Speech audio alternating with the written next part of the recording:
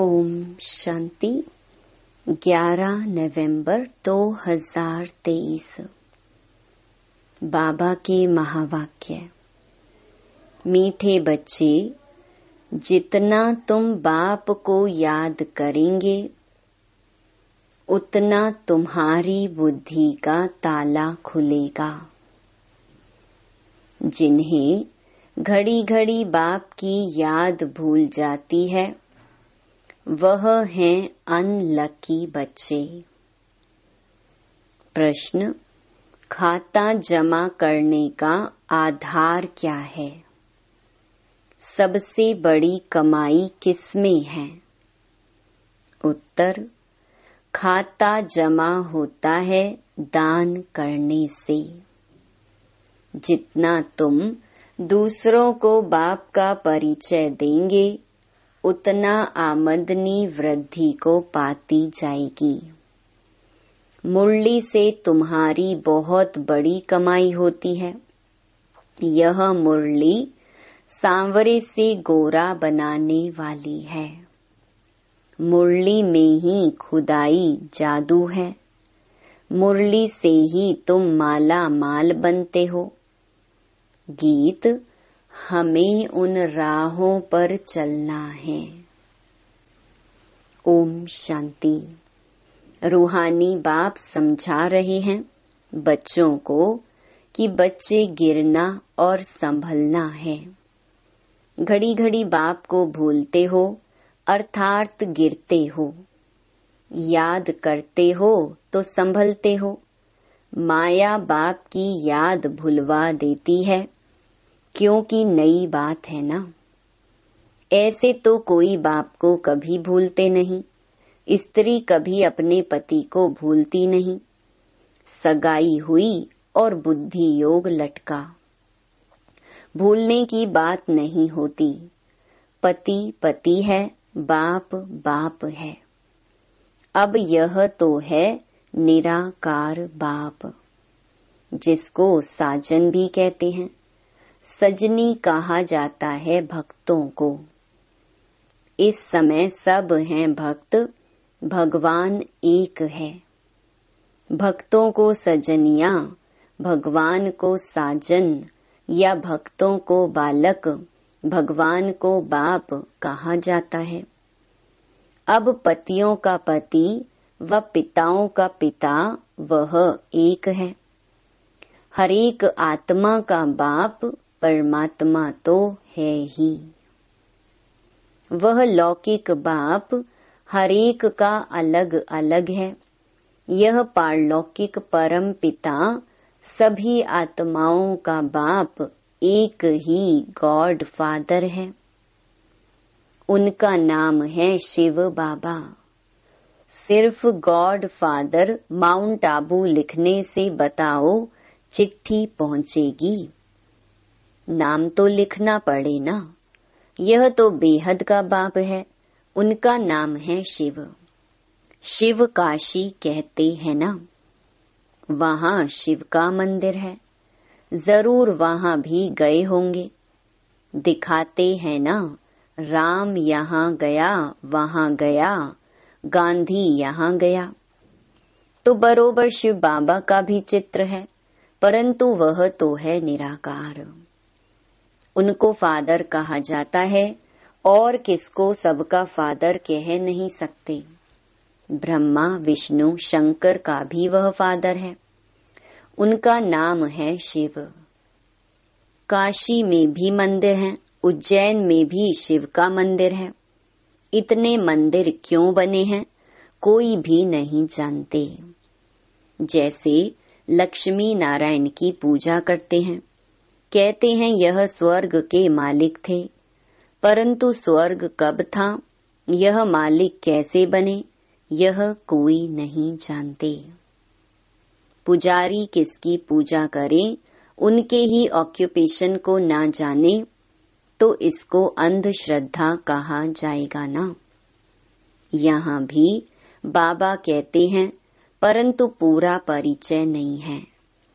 मात पिता को जानते नहीं।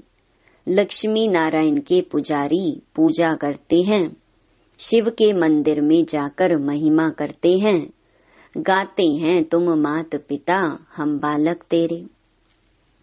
परंतु वह कैसे मात पिता हैं, कब बने थे, कुछ भी नहीं जानते। भारतवासी ही बिल्कुल नहीं जानते।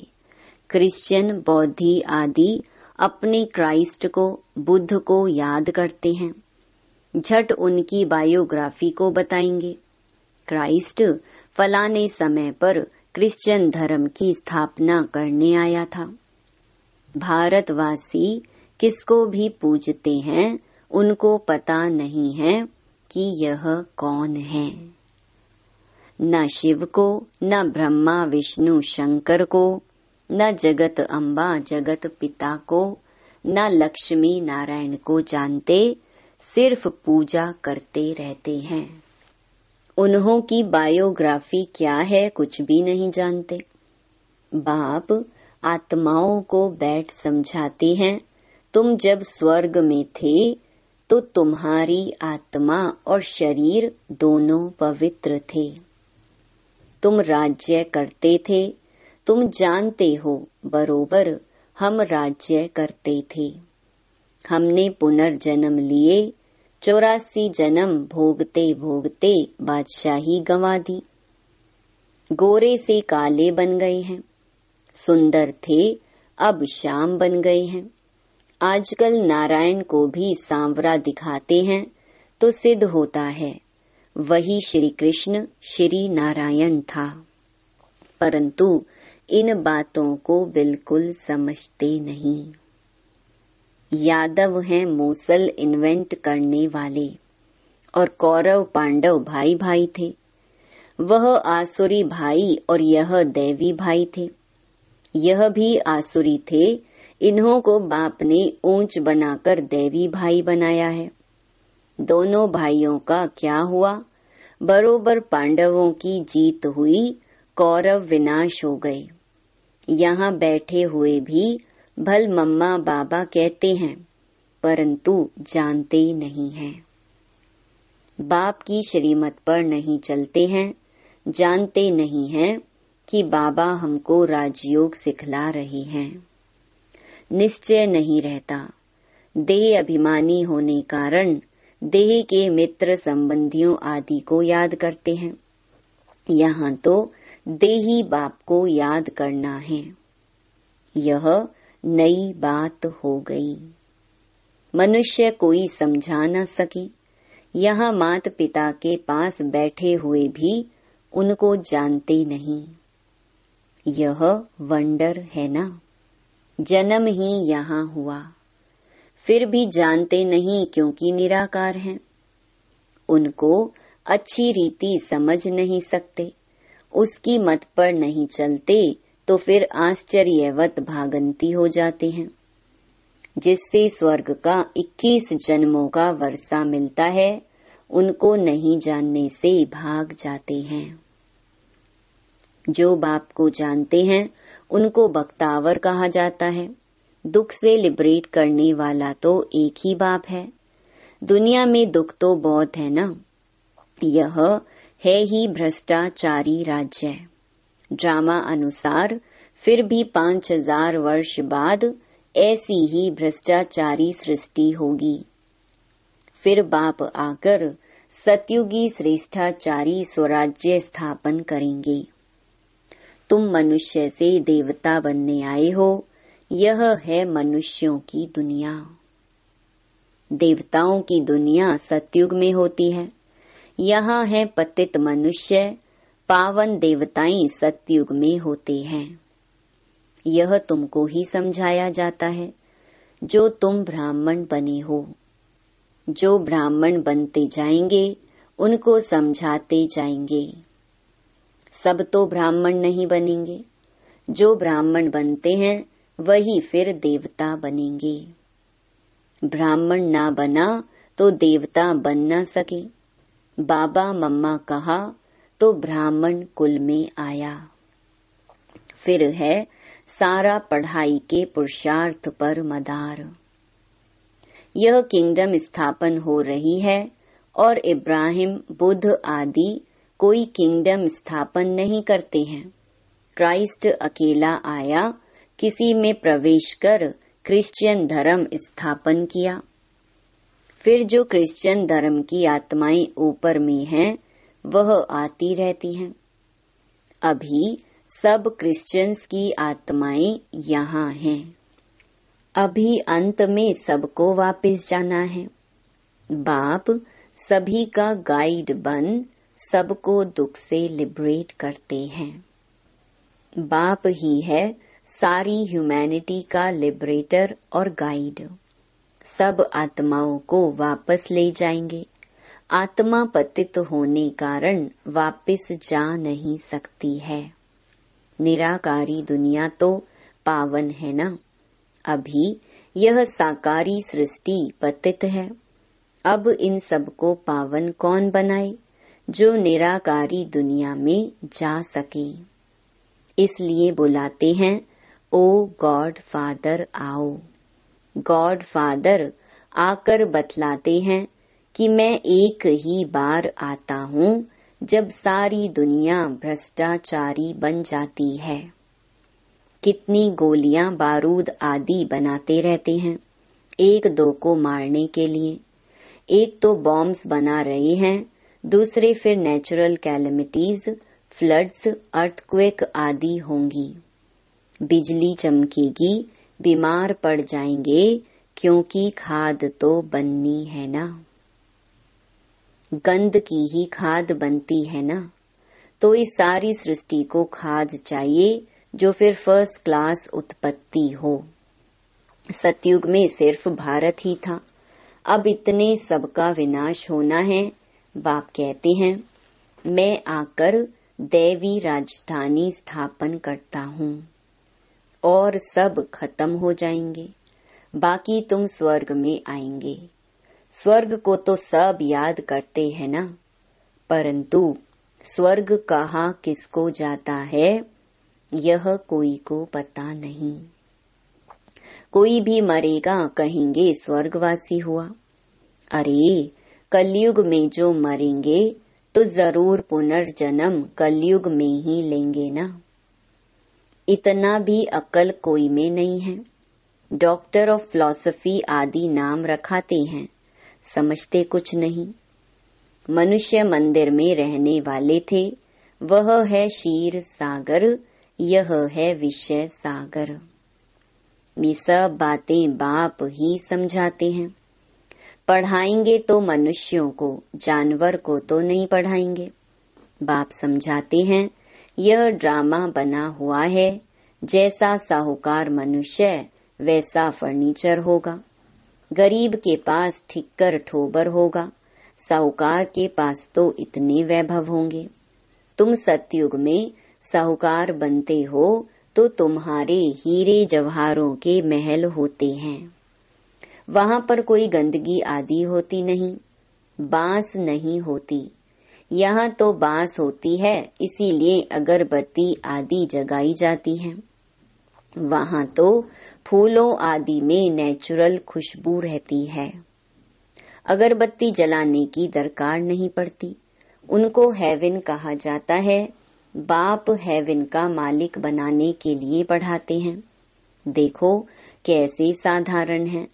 ऐसे बाप को याद करना भी भूल जाते हैं।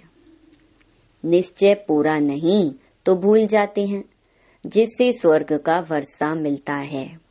ऐसे मात पिता को भूल जाना कैसी बदकिस्मती है। बाप आकर ऊंच ते ऊंच बनाते हैं। ऐसे मात पिता की मत पर ना चले तो 100% मोस्ट अनलकी कहेंगे। नंबरवार तो होंगे ना। कहाँ पढ़ाई से विश्व का मालिक बनना, कहाँ नौकर चाकर बनना। तुम समझ सकते हो हम कहाँ तक पढ़ते हैं। वहाँ सिर्फ धर्म पिताएं आते हैं धर्म स्थापन करने। यहाँ मात पिता है, क्योंकि प्रवृत्ति मार्ग है ना। पवित्र प्रवृत्ति मार्ग था, अभी है अपवित्र प्रवृत्ति मार्ग। लक्ष्मी नारायण पवित्र थे तो उन्हों की संतान भी पवित्र थी।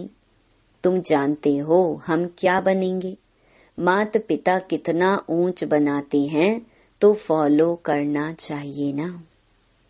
भारत को ही मदर फादर कंट्री कहा जाता है। सतयुग में सब पवित्र थे, यहाँ पतित हैं। कितना अच्छी रीति समझाया जाता है, परंतु बाप को याद नहीं करते तो बुद्धि का ताला बंद हो जाता है। सुनते सुनते पढ़ाई छोड़ देते हैं तो ताला एकदम बंद हो जाता है। स्कूल में भी नंबरवार हैं। पत्थर बुद्धि और पारस बुद्धि कहा जाता है। पत्थर बुद्धि कुछ भी समझते नहीं। सारे दिन में 5 मिनट भी बाप को याद नहीं करते। 5 मिनट याद करेंगे तो इतना ही ताला खुलेगा। जास्ती याद करेंगे तो अच्छी रीति ताला खुल जाएगा। सारा मदार याद पर है। कोई कोई बच्चे बाबा को पत्र लिखते हैं, प्रिय बाबा व प्रिय दादा। अब सिर्फ प्रिय दादा पोस्ट में चिट्ठी डालो तो मिलेगी? नाम तो चाहिए ना। दादा दादियां तो दुनिया में बहुत हैं। अच्छा, आज दीपावली है। दीपावली पर नया खाता रखते हैं। तुम सच्चे सच्चे ब्राह्मण हो। वह ब्राह्मण लोग व्यापारियों से नया खाता रखाते हैं। तुमको भी अपना नया खाता रखना है, परंतु यह है नई दुनिया के लिए। भक्ति मार्ग का खाता है बेहद घाटे का। तुम बेहद का वर्षा पाते हो, बेहद की सुख शांति पाते हो। यह बेहद की बातें बेहद का बाप बैठ समझाते हैं और बेहद का सुख पाने वाले बच्चे ही यह सब समझ सकते हैं। बाप के पास कोटों में कोई ही आते हैं। चलते चलते कमाई में घाटा पड़ता है तो जो जमा किया है वह भी ना हो जाती है। तुम्हारा खाता वृद्धि को तब पाता है जब कोई को दान देते हो।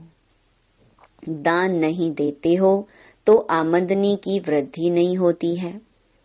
तुम पुरुषार्थ करते हो, आमदनी की वृद्धि हो। वह तब होगी जब किसको दान करेंगे, फायदा प्राप्त कराएंगे। कोई को बाप का परिचय दिया, गोया जमा हुआ। परिचय नहीं देते हो तो जमा भी नहीं होता है। तुम्हारी कमाई बहुत बहुत बड़ी है। मुरली से तुम्हारी सच्ची कमाई होती है। सिर्फ यह मालूम पड़ जाए कि मुरली किसकी है। यह भी तुम बच्चे जानते हो जो सांवरे बन गए हैं, उन्हों को ही गोरा बनने के लिए मुरली सुननी है। मुरली तेरी में है जादू, खुदाई जादू कहते हैं ना, तो इस मुरली में खुदाई जादू है। यह ज्ञान भी तुमको अभी है। देवताओं में यह ज्ञान नहीं था। जब उनमें ही ज्ञान नहीं था तो पिछाड़ी वालों में ज्ञान कैसे हो सकता। शास्त्र आदि भी जो बाद में बनते हैं वह सब खत्म हो जाएंगे। तुम्हारी यह सच्ची गीताएं तो बहुत थोड़ी हैं। दुनिया में तो वह गीताएं लाखों की अंदाज में होंगी। वास्तव में यह चित्र ही सच्ची गीता है। उस गीता से इतना नहीं समझ सकेंगे जितना इन चित्रों से समझ सकेंगे। अच्छा, मीठे मीठे सिकिलधे बच्चों प्रति माता पिता बाप दादा का याद प्यार और गुड मॉर्निंग। रूहानी बाप की रूहानी बच्चों को नमस्ते।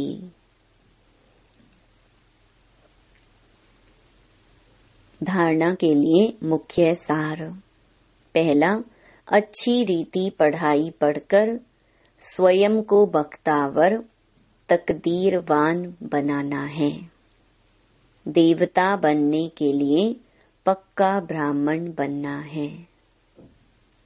दूसरा, देही बाप को याद करने के लिए देही अभिमानी बनना है। देह को भी भूलने का अभ्यास करना है। वरदान, सदा अपने को सारथी और साक्षी समझ देह भान से न्यारे रहने वाले योग युक्त भव। योग युक्त रहने की सरल विधि है सदा अपने को सारथी और साक्षी समझकर चलना। इस रथ को चलाने वाली हम आत्मा सारथी हैं। यह स्मृति स्वतः इस रथ अथवा देह से व किसी भी प्रकार के देह भान से न्यारा बना देती है। देह भान नहीं तो सहज योग युक्त बन जाते और हर कर्म भी युक्ति युक्त होता है। स्वयं को सारथी समझने से सर्व कर्मेंद्रियां अपने कंट्रोल में रहती हैं। वह किसी भी कर्मेंद्रिय के वश नहीं हो सकते। स्लोगन, विजयी आत्मा बनना है तो अटेंशन और अभ्यास, इसे निजी संस्कार बना लो। ओम शांति।